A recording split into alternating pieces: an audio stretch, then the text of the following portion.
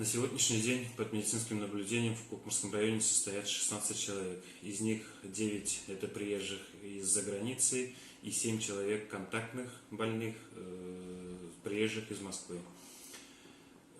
Среди них подъема температуры и каких-либо признаков ОРЗ пока не выявлено, продолжается медицинское наблюдение.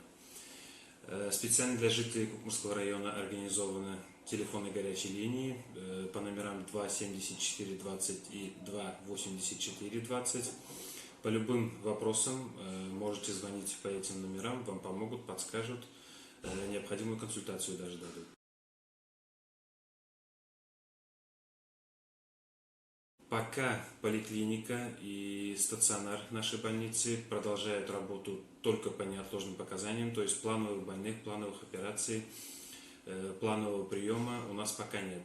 Остался плановый прием для онкологических больных, тут препятствий никаких нет, для призывников и для беременных на поздних сроках беременности. Надеюсь на ваше понимание. Будьте осторожны, оставайтесь дома.